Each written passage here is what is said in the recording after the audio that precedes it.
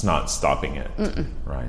Right. And so I saw that some of those, I think it may have been with the clones, that you were grouping them almost like a mandala. And that was really interesting. And some of them, it almost, I know you probably weren't using cyanotype, but the color, right? It was so familiar with it, which I'm just crazy about, just something really ephemeral about that color and that cyanotype is just really appealing. I really love that color. And, it's interesting because I like it because one of the things, like the color carries so much meaning with it, so that those look like the history of photography. They look like early cyanotypes by Anna Atkins, who was a scientist and a botanist who studied blue algae in Scotland. Right. She was the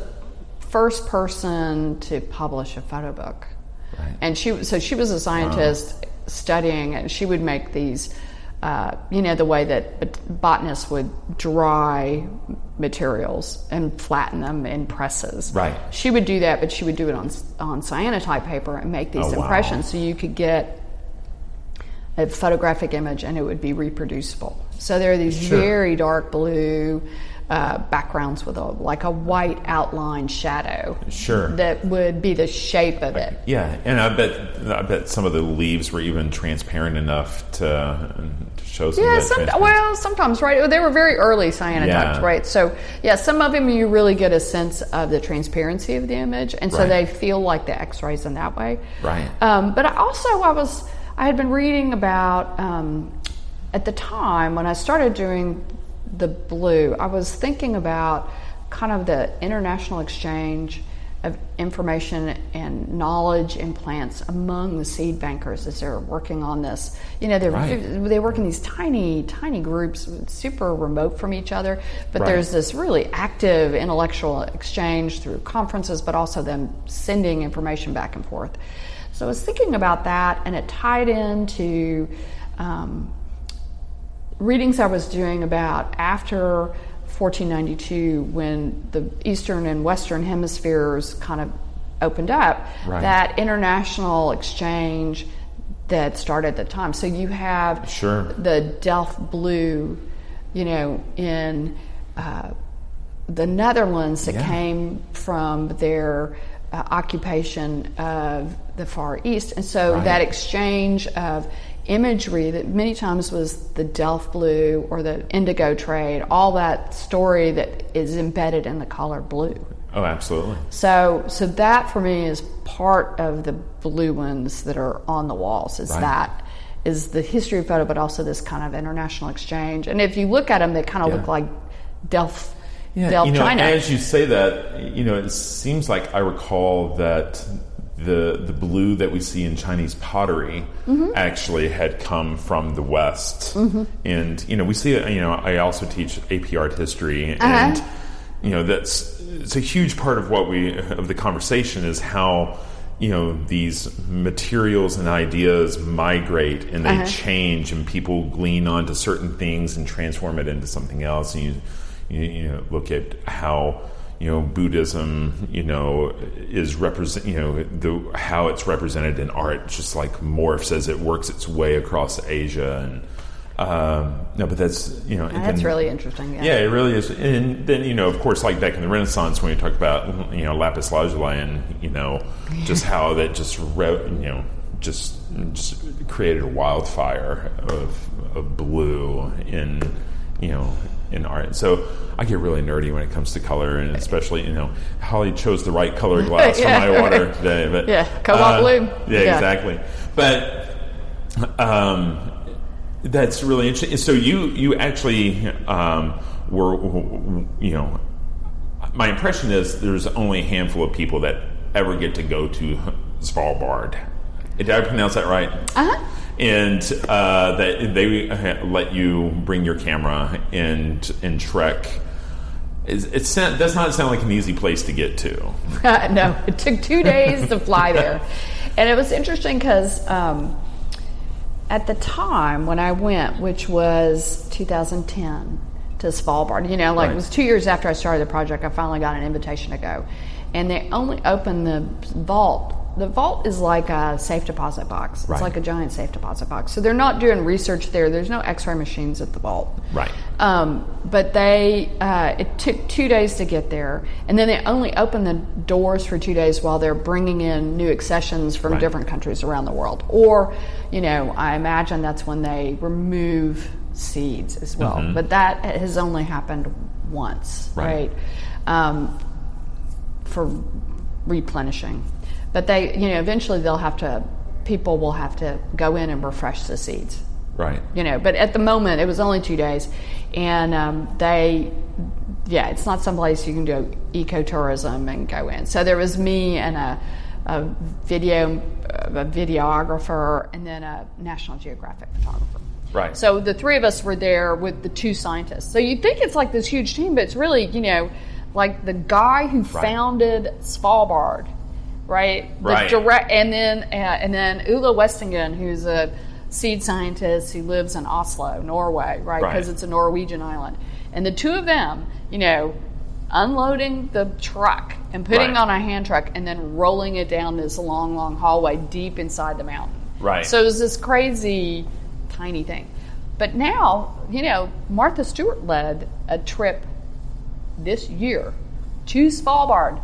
Wow. So I think that is changing. I would guess that sounds really high-end ecotourism. I imagine that was not, just the Costco travel sort of thing. I think it was an economically elite group. Right. But Svalbard itself is a tourism center. Oddly enough, it's it's very close to the North Pole. Right. And it's and the weekend I was there, it's not a big tourism center, but there was there's maybe a couple hotels that have been there forever because it was a mining center for the Russians. Right. And there's like a little staging area for people who were doing like boat-based expeditions to the North Pole. Was like your last place to kind of leap off. Yeah. But now it's like an eco-tourism in the summer and in the winter. So you could see the Northern Lights. Right. There's a very expensive hotel where they allow a boat to freeze into the ice. Oh my gosh. And then, you can watch the Northern Lights from the boat. It's, it's pretty amazing. Yeah. But it's also still has this very kind of identity as the wild place. Whenever I went anywhere, they were like, you have to have somebody with you with a gun because 2 women had just been killed by polar bears. Oh my gosh. They'd been out running and they got attacked and killed. And so people kept giving me advice about how to identify if a polar bear was near because they put their hand over their nose and so you can't see them. They're white and the only thing that's black is their nose, and so they'll take their paw and hide their nose. So they kept telling me that, and they kept saying, well, if there's usually seals where you're at or these reindeer and they're not there, but they're supposed to be there, that means there's a polar bear there. And I'm like, how am I supposed to know that or evaluate the risk, right? So they were like, just, So it was very funny, but the taxi drivers would carry guns. It just, this goes back to your love of natural selection, right? Mm-hmm. It's like, if you're an Inuit, yes, you're going to be able to,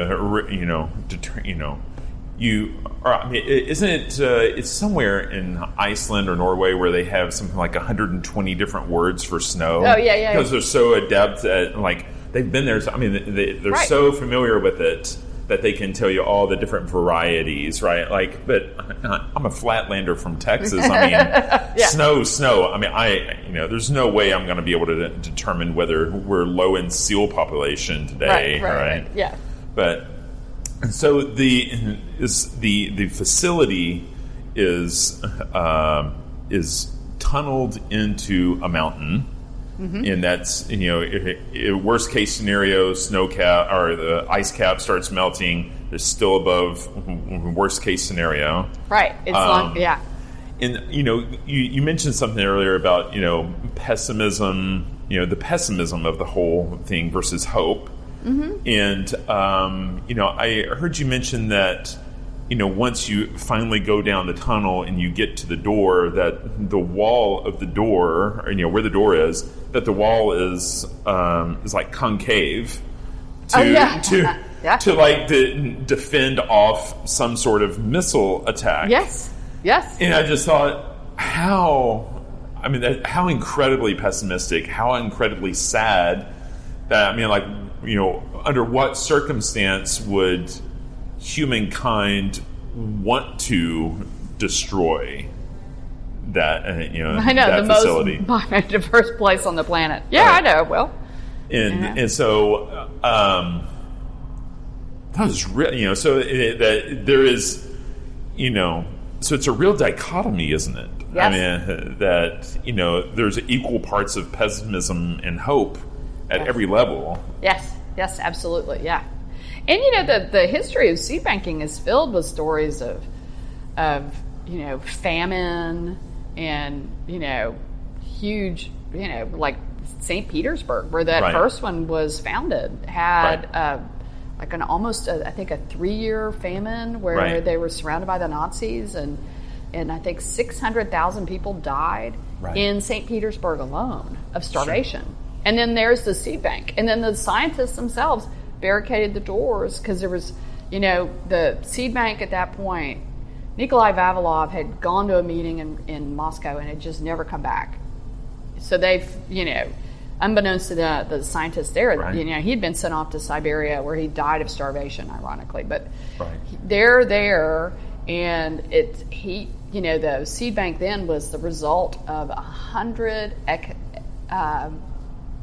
expeditions to collect biodiversity of all the food crops in the world to 50 different countries around around that big fat band around the equator, where the maximum biodiversity is. And so they realized that if they ate the seeds, they'd never be able to recapture that biodiversity. So they barricaded themselves in. First, they tried to smuggle it out because they had evacuated the Hermitage Museum, but they didn't evacuate the seed bank. And Hitler knew about the seed bank and it actually wanted the seeds. And so they were trying to smuggle them out, and they couldn't smuggle them out. Or they got some, I think they got some out. And then finally they just barricaded themselves in and then died of starvation protecting the seeds in the seed bank. Wow. So that's crazy. So, the notion that you would put a curved wall at the end of this tunnel as a potential blast displacement. Who knows if that would even work, right? That's not, when you hear these stories, and the people who were designing the bank had all heard the stories. So, of course, you would think about that. I guess there's this whole concept of famines being a threat, but I feel like in maybe it's just the pessimist in me, I feel like genetic modification is a threat to to the biodiversity but I guess certain crops like bananas have always been clones anyway, but it just seems like that is another threat, Well, it's a huge threat, and it's interesting that you said bananas, because I don't know if you know that the lack of biodiversity in the banana crop is going to cause is causing right now. I know that there's been fear, like in the last couple of years, that there is a particular disease that's killing the bananas, and they're not sure. Like, well, what are you going to do about it since they're all the same banana? Well, yeah, and so what's happening is that those plantations are being wiped out by a blight that's very similar to the potato famine blight. Right. And actually, this banana that we have, Lord Cavendish, is the second banana. There used to be a banana that everybody liked better, but it got wiped out by a blight. Wow. And so now this is the second banana. And it is, they haven't been successful finding a cure for the blight. Right. But they are, this is what seed banks do, is they're trying to crossbreed a banana that is blight resistant. And indeed, I had one in Brazil that I think is predicted to be the replacement banana. Right. And it's kind of funny because it's kind of square on the outside. Yeah. So they're going to have to like replant. And it seems like in the back of my mind,